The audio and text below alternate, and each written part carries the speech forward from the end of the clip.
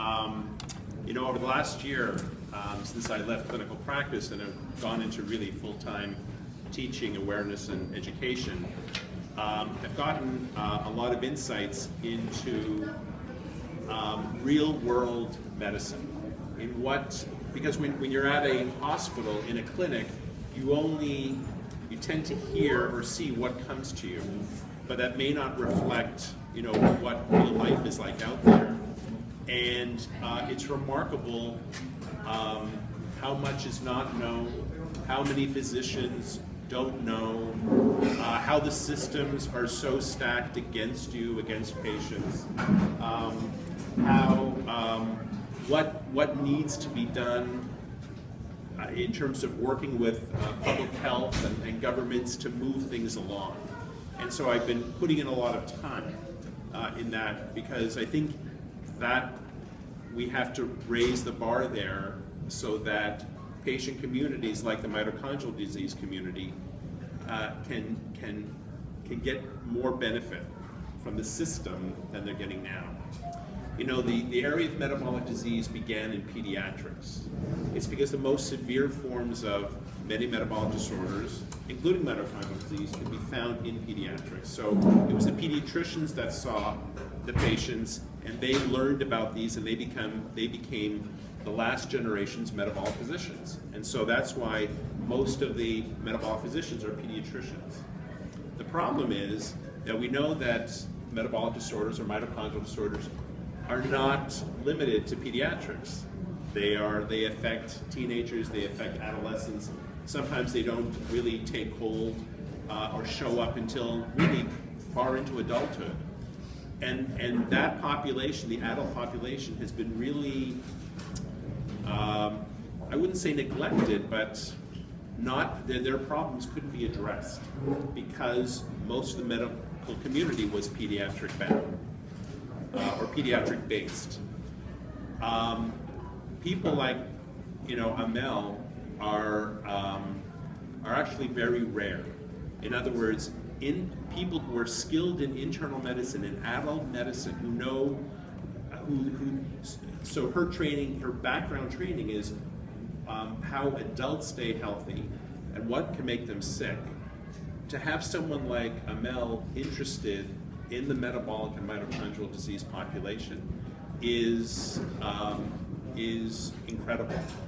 And the idea of developing a service that not only addresses diagnosis and treatment, but the day-to-day, which is often neglected by other physicians. Like, it's fine if you have a diagnosis, but once you walk out of the clinic, how are you going to manage from day to day? That is the rhythm of your lives.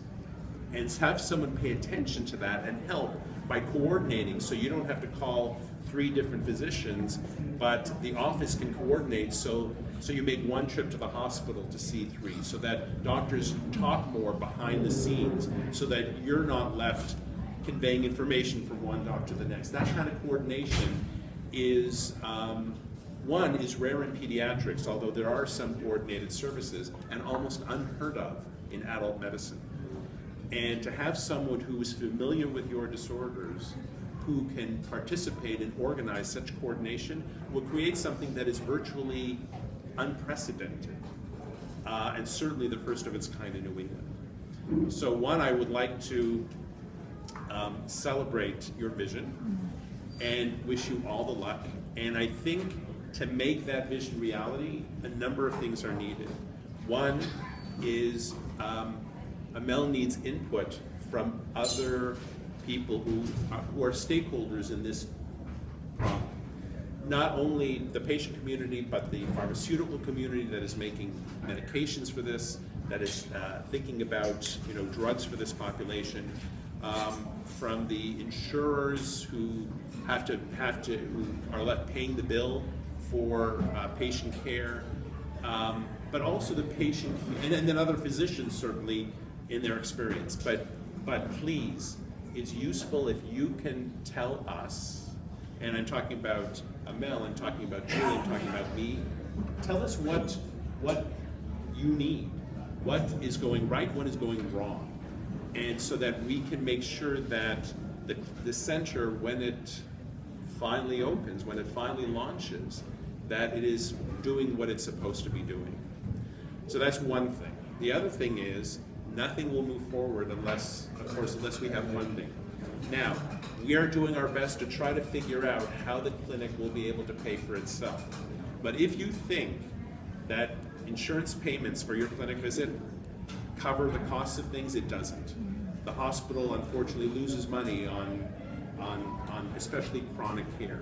So we are doing our best to look, finding other funding sources. If you have connections, if you have, know of people who have the means, or business professionals who have the means, who care about this, then please bring them forward.